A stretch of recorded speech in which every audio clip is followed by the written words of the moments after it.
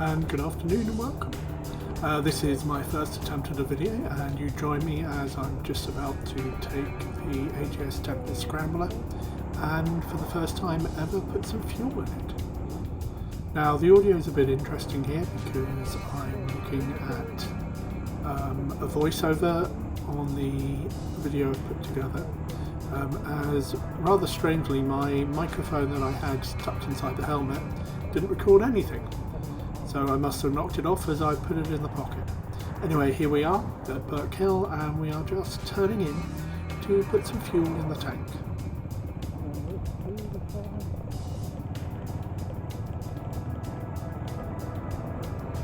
As ever, I don't really clear the indicator quickly enough, but at least I did actually indicate it. And here we are pulling up at the pump, and you're going to see how awkward it is with me getting on and off the bike with my short little legs. One of the reasons I've gone for this bike is it's relatively low to the ground, and I have wonderfully short legs. Although being 5 foot 8.5 inches tall, my inside leg is less than 28 inches, so it makes getting on and off some of the bikes kind of interesting. And this seemed to be a good middle ground between stretching me out a bit, trying to make me more limber, and making it possible. And as you can see here, having lots of fun trying to get the key out the lock, but eventually get it. And then I thought I'd include fueling up for the first time, as this seems to be something some guys on YouTube think is an event. I have to say, as I filled up, I really didn't see much different than filling up an old car. Obviously the nozzle was a little bit interesting to get in there, but it was relatively fuel of fuel anyway, and no idea how much this will take. It only took about 8.5 litres as I topped up, and interestingly I thought I'd stick with E5 for now, although allegedly these things run fine on E10. Anyway, so here we are. This is the first topping up of the tank that I've ever done, and yeah, a real non-event. So off we go again.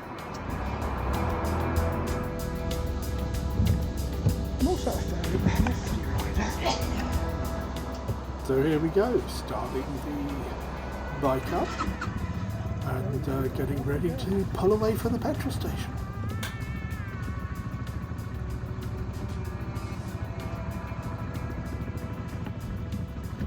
Just making sure that I definitely was in neutral, and then into first and we pull away.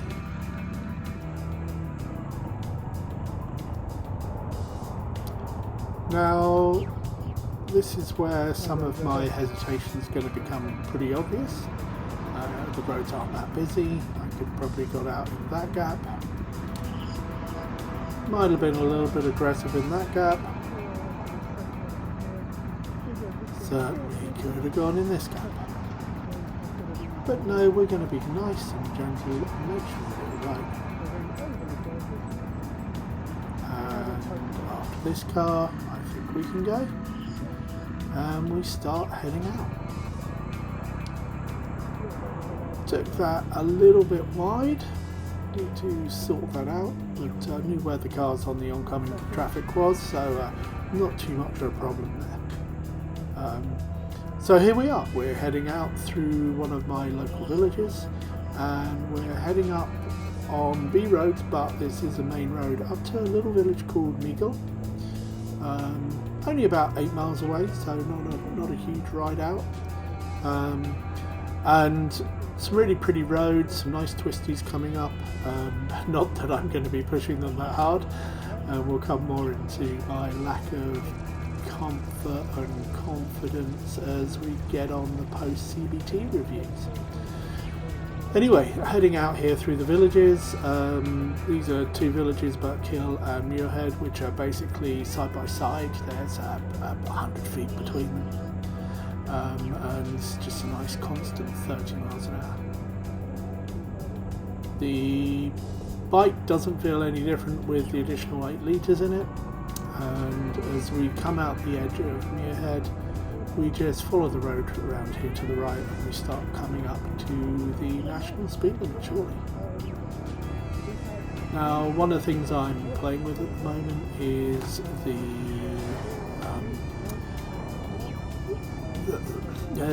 one of the things I'm playing with at the moment is the Insta360 camera that I purchased. This is actually the X2 from Insta360, and I've done a few things here, just changing the angle, what you can see, just trying to make the camera angle a little bit more interesting. May in the future pick up a helmet mount camera, but at the moment I'm quite impressed with the overall quality of this. And as I picked up the X2 second hand, it was quite cheap. Battery life's not fantastic, which is why you're only going to see the ride out and nothing on the ride back as it died. But let me know what you think. I think the overall quality isn't too bad. Maybe mix it with a helmet cam so you can see where I'm looking and how I observe. And I will play around with the camera angles and do a few little planets and that type of view to just mix and match the footage. And again, let me know what you think. I'd really appreciate your thoughts and your general, what is this video like? Is it any good? Is it boring? And all of that type of stuff.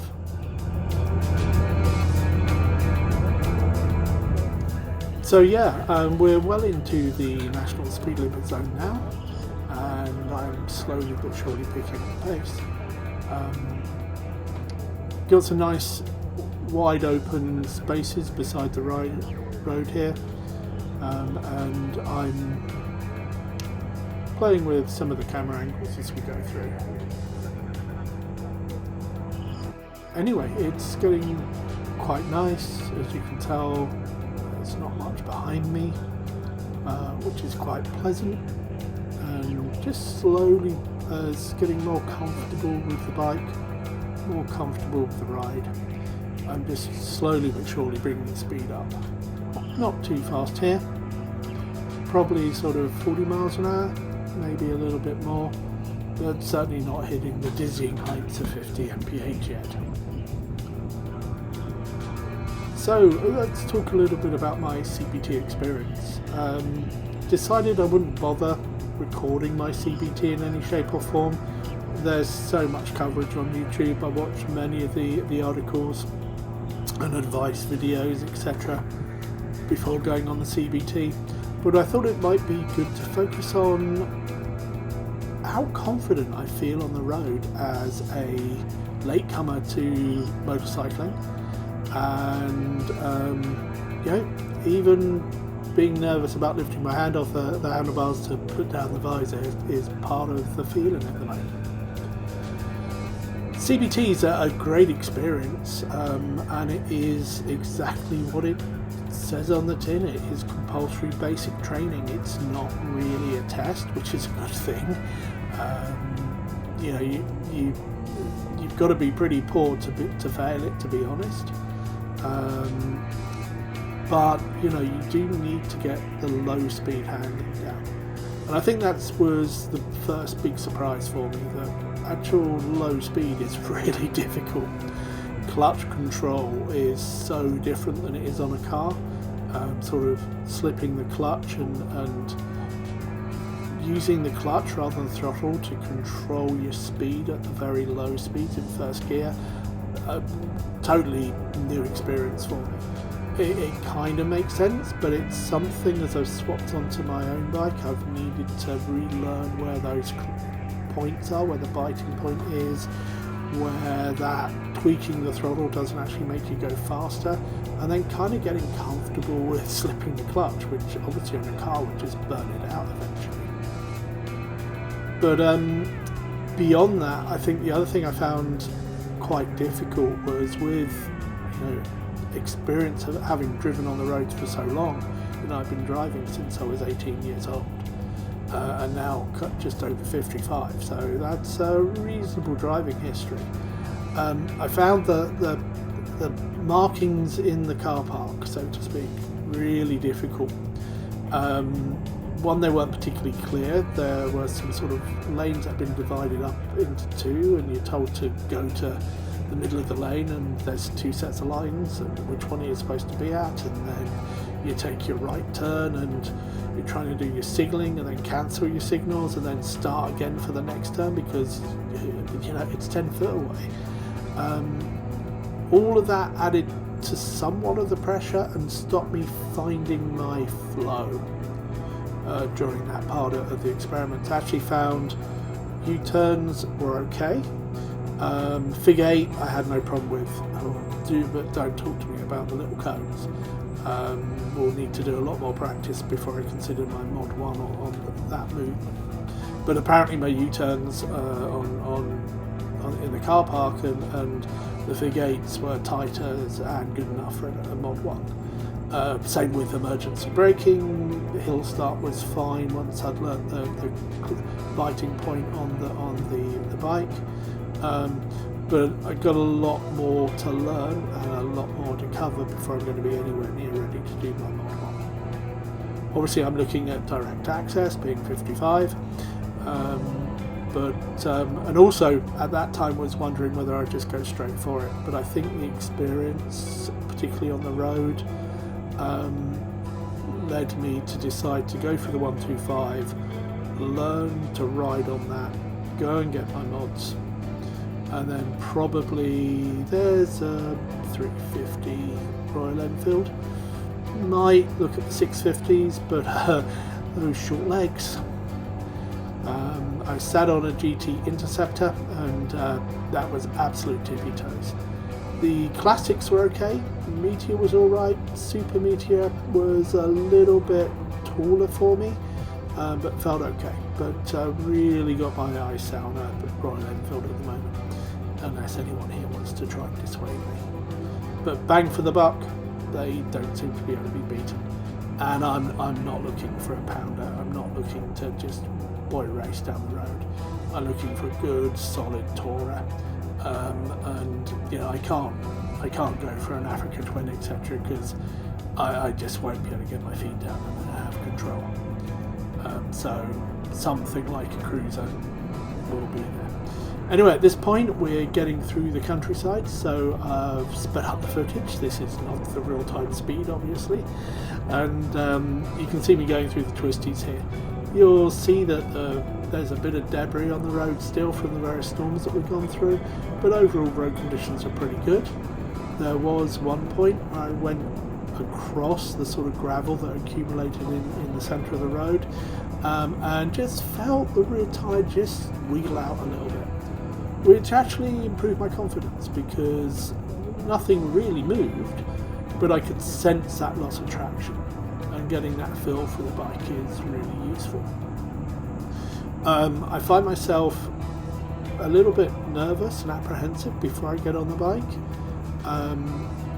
I've probably got less than 8 hours riding under my belt, including the CBT. And here we go, the first lorry overtake of my life, which really wasn't too bad, and quite nice of him to say thank you for, because what I've done is slowed down, and as you can see I then picked up the pace once it got past me.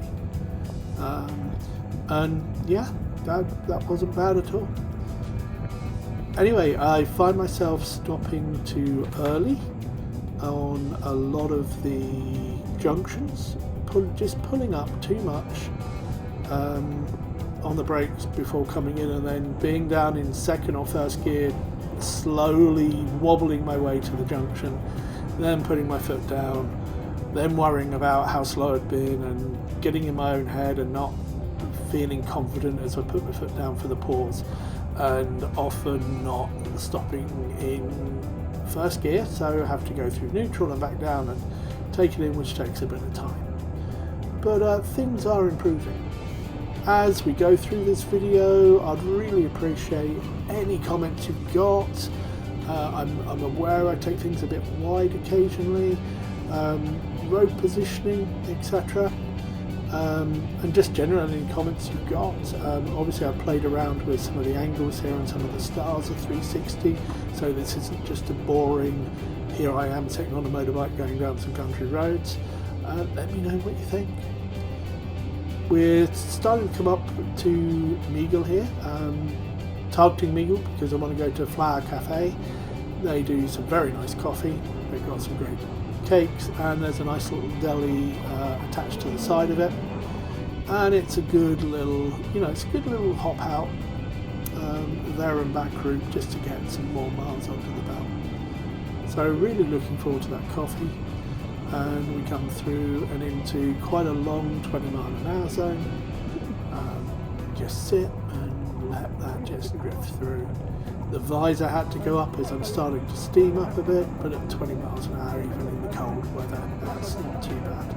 I do find I'm warm enough on the bike, the gear seems to be doing everything it should do, and I'll talk a little bit more in the future, assuming it's worth doing some more of these, on my gear and other things that I've purchased. But here we are, we're coming through the main part of Meagle now. We're probably a tiny amount away from my last junction turn, and then there should be a lovely cup of coffee. So yeah, we're coming up here, it's gently going down through the gears.